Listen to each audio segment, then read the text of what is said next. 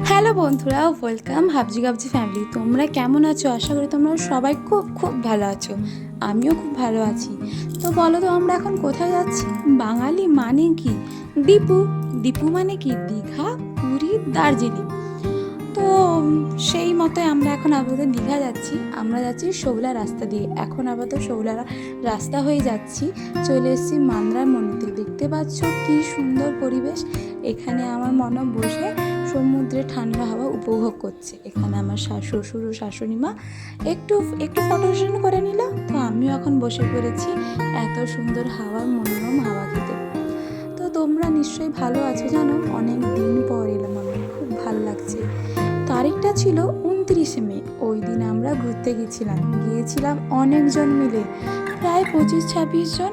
আমার একটা ছোট্ট নাটকের গ্রুপ আছে। নাটকের গ্রুপটির নাম বৃহঙ্গী নাট্যশিল্প। এখানে মেয়েরাও আছে, ছেলেরাও আছে।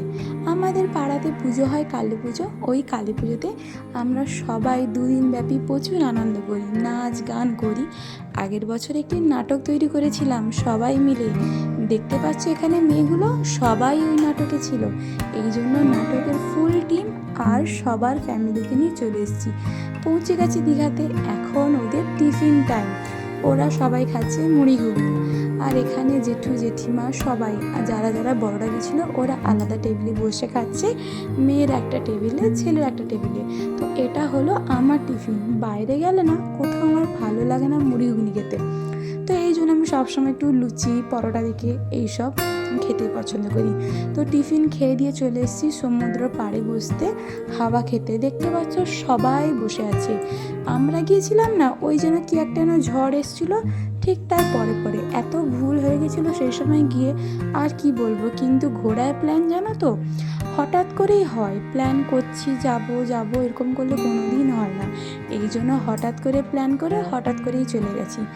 তারপর ওখানে কি মনে হচ্ছে একটু প্ল্যান করে গেলে মনে হয় ভালো হতো, তাহলে স্নান করতে পেতাম।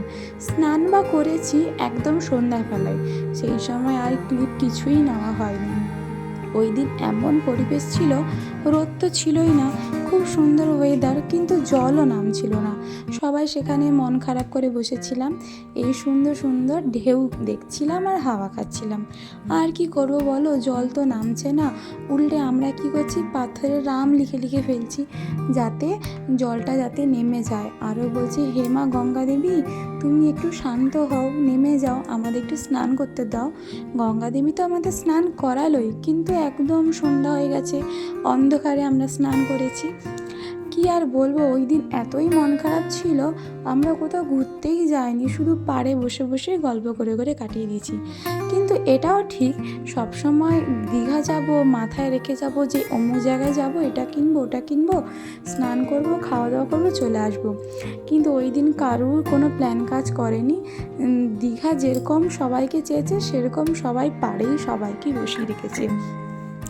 তো জানো, অনেক দিন পর তোমাদের সঙ্গে এসে কথা বলে ভাল লাগছে। আমার একটা নতুন চ্যানেল খুলেছি, ইউটিউবেও দিচ্ছি ভিডিওটা। তোমাদের ভালো লাগলে অবশ্যই তোমরা সাবস্ক্রাইব করো। আর আমার একটা ফেসবুক পেজ আছে, পেজেও আমি ভিডিওটা দেখছি। তোমরা কোত্থেকে দেখছো ভিডিওটা অবশ্যই কমেন্ট করো। আর আমরা চলে এসেছিলাম বাড়িতে প্রায় 9টার দিকে। ওখানে খাওয়া দাওয়া করে চলে এসেছি একদম রাত্রেবেলা থাকার প্ল্যান ছিল, কিন্তু এতজনকে নিয়ে গেছি না, এই জন্য সবার ঘরে চিন্তা করছে, সব মেয়েরা আছে, এই জন্য আমরা ওখানে থাকলাম না। যদি কমজন যেতাম ফ্যামিলি, তো আমরা রাত্রেবেলা ওই দিনকে স্টে করতাম। সবাই বললো চলে আসবো, এই জন্য চলে এলাম। তো তোমরা দীঘা থেকে 2-1টা ফটো তুলেছে, এই তোমরা দেখে নাও ফটোটা কেমন হয়েছে। এখানে তোমরা এতক্ষণ ভিডিওটি দেখছো মানে আশা করি তোমাদের ভিডিওটি ভালো লেগেছে। ভালো লাগলে অবশ্যই কমেন্ট করো। ভালো থাকো, টাটা।